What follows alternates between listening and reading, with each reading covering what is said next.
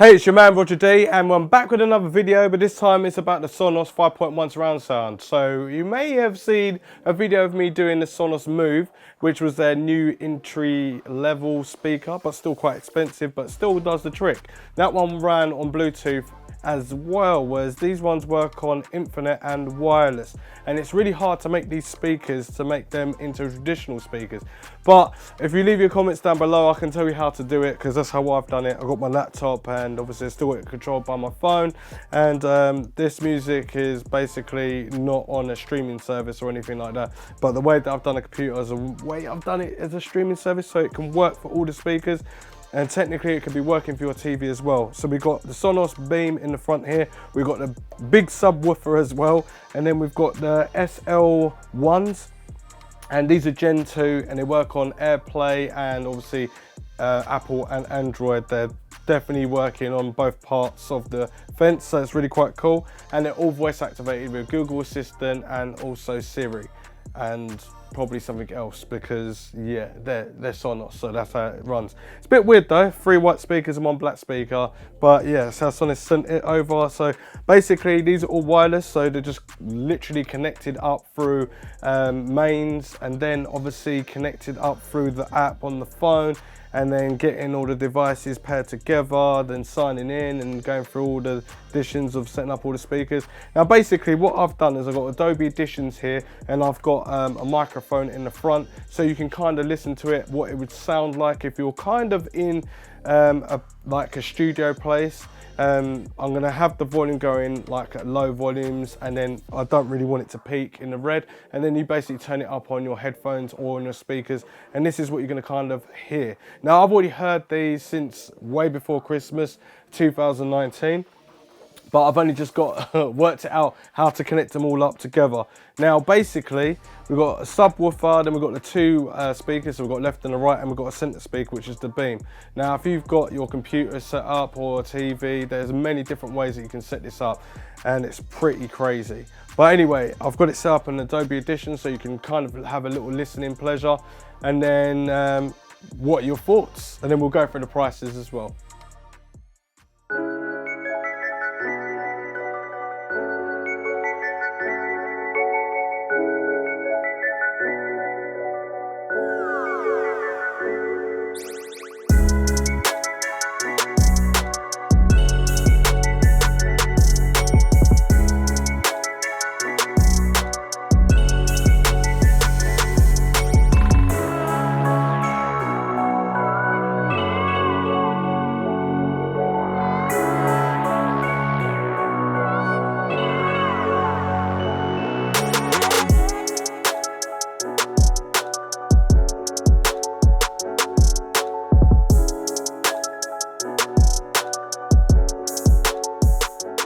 So before we go any further, when you start to see it in the red, that's obviously me turning up the volume to the max. It's going to sound definitely different to what you're going to be listening to at home. I've got it on omnidirectional as well, so I've also got it about 1 meter away from the speaker, well, from the front speaker. I'm going to start at a lower volume because obviously it's a nice listening pleasure, and then I'll turn it up and obviously see if it distorts or whatever.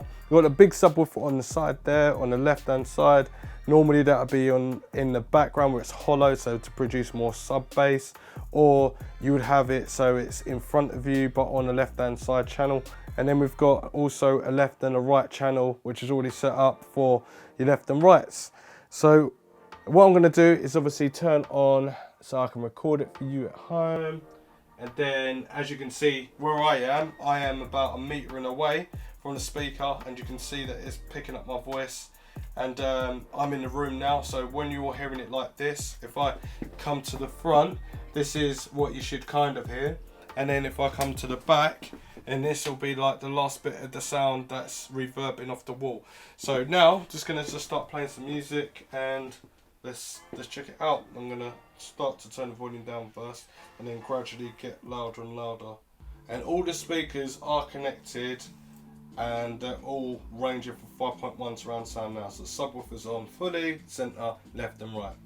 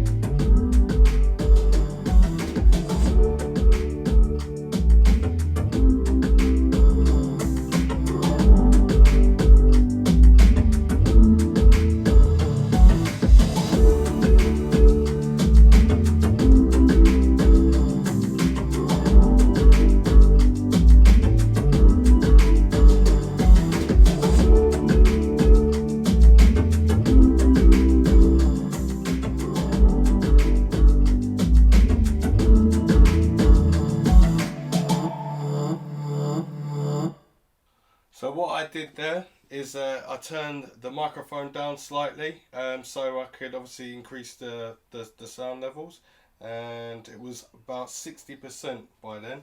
So I've only been playing it at 60%. So now I'm going to do another track. Right, so basically I'm going to do exactly the same. I've decreased the gain on the microphone, so I can obviously increase the volume on here so it keeps nice and clean and clear. So this is basically trying to mimic this room. This room is, how big is this? 1, 2, 3, 4, 5, 6.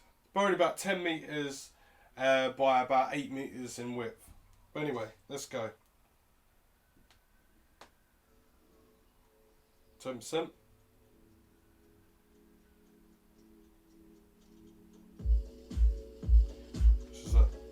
This must be about 20%.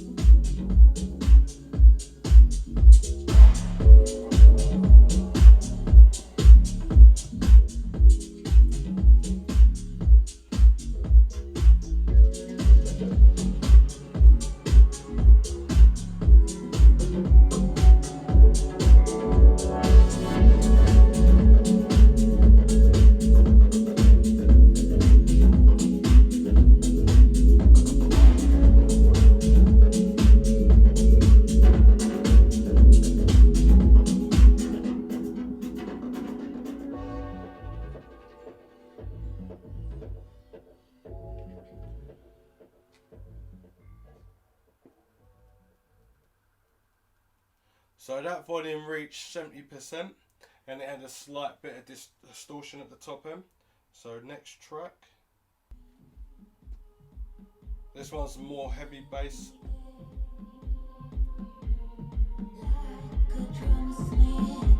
That's 50%.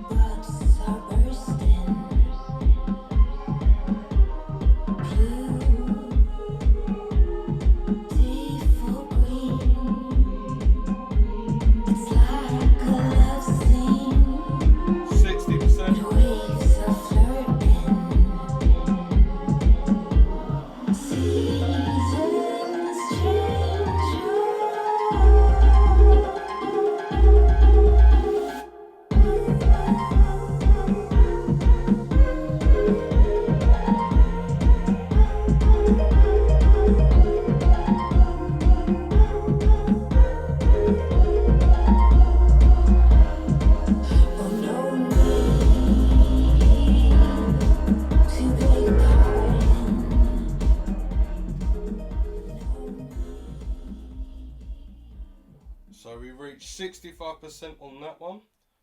I think, have we got another one? We got one more. And we're going to go all out on this one.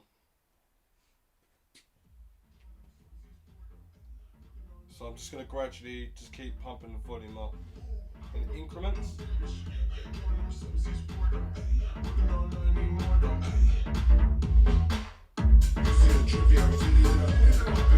So we're at 50% at the moment.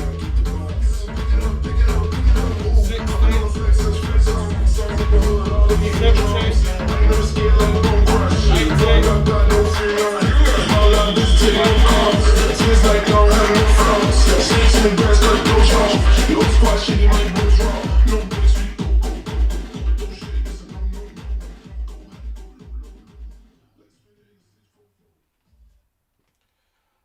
So we reached 100% of volume, and obviously the bass line got taken out slightly and changed into more trebles to compensate for the bass and stop distortion. So what did you guys think about the Sonos 5.1 surround sound? Obviously you can take away the speakers and then have like 2.1, but Sonos was like, come on, let's do 5.1. So we done 5.1 and we eventually got music on there without using streaming copyrighted music, even though this is copyrighted, but it's copyrighted in a different way. Still, the legalities still apply. But anyway, you should know how to kind of operate a Sonos. And if you want to find out how I connected it all up so I could play any music that I want, even if it's in the studio that I've just made it and then put it on the computer and play it through the Sonos speakers or through the TV, I can show you how to do that. Obviously, I think in the other video, I was showing you how to do the settings and what you've got. You've got like a button on the top of each one. So each one you can just use separately as a speaker and you can use it in each like part of the room.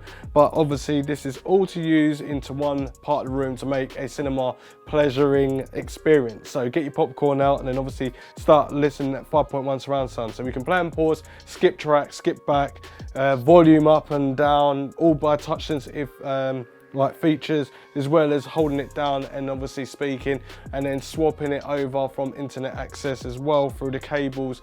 But then who wants cables? This is the whole point of all this wireless setup. If you think about it like this, we've got 1, 2, 3, 4 speakers connected up through mains, and then we've got this wireless surround sound that we can play music wherever we are through here, and also use your phone as a controller as well. So please don't forget to like and subscribe this channel if you liked it, especially if you want to know how to do this. Leave your comments down below, link in the description down below for each speaker. Also, we need to go through the prices real quick. So the subwoofer, yes, it's pretty cheap, like £800, yeah, for a subwoofer. It's pretty expensive, but it does really thump. It thumps like with a heavy thunderous bass, you know, like when you get thunder and lightning and you can feel like the earth like moving and you can hear that really deep cloudy bass. This is what this does, especially whenever you move it around the room, you can get the optimized bass. Now I had this on the table, it's slightly a bit hollow behind the wall, it's about 1 meter away from the back, and I've got the subwoofer with the air holes pointing out right and left just to split it out. Now if you think about it like this, you wasn't even getting optimized listening pleasure. So whatever you're going to listen to now, you're going to think that's going to be really good, but when you actually get this set up, it's going to be a total different scenario. It's going to be like really thumping bass. Now the center speaker is really decent. Take the subwoofer away and then you kind of got like a funny sort of speaker. It's good at like 30 to 40% volume. And then after that, it just sounds a bit poppy, the bass. You don't have no bass. It sounds like a Bluetooth speaker on its own, which it kind of is, but that's £399. And these speakers, I can't remember how much these are. I think these are like $249. I think they're like $249 or $149. But don't quote me on that. I'll leave the links in the description down below so you can check that out. But these are the Gen 2s. Now on their own, they sound pretty decent, just sound like a normal Bluetooth speaker, but they sound kind of like the Beam, but the Beam just sounds a little bit bigger because it's a slightly bit bigger, isn't it, obviously?